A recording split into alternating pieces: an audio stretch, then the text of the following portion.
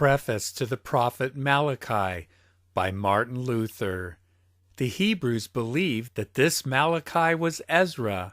We let that pass because we can know nothing certain about him except that, so far as we can gather from his prophecy, he lived not long before Christ's birth and was certainly the last prophet, for he says in chapter 2 that Christ the Lord shall come soon. He is a fine prophet, and his book contains beautiful sayings about Christ and his gospel, which he calls a pure offering in all the world. For by the gospel, God's grace is praised, and that is the true, pure thank offering. Again, he prophesies of the coming of John the Baptist, as Christ himself points out in Matthew chapter 11, verse 14, calling John his angel and the Elijah of whom Malachi writes. Besides, he denounces his people severely because they do not give the priests their tithes and other services. Even when they gave them, they did it faithlessly. Sick and blemished sheep, for example, had to be good enough for the poor priests and preachers. That is the way it usually goes. Those who are true preachers of the Word of God must suffer hunger and want, and false teachers must always have their fill.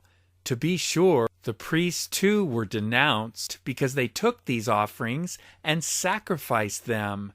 That was the work of dear Sir Avarice. But God here declares that he is greatly displeased with this and calls this faithlessness and wickedness a disgrace put upon him.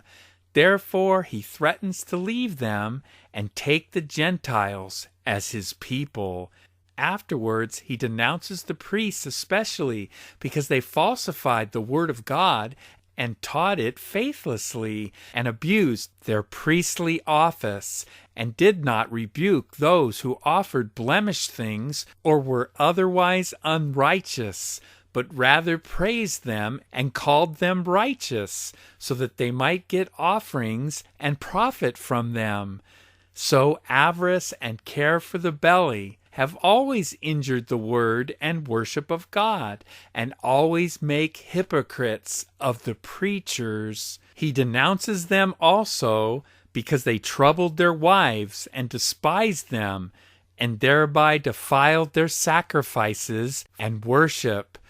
For it was forbidden in the law of Moses to offer troubled sacrifices to God, and those who were troubled dared not sacrifice or eat of the sacrifice.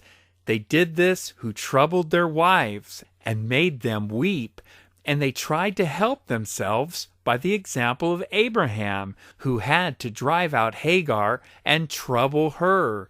But he did it not for self-will, just as he had not taken her to wife, be muse of a whim.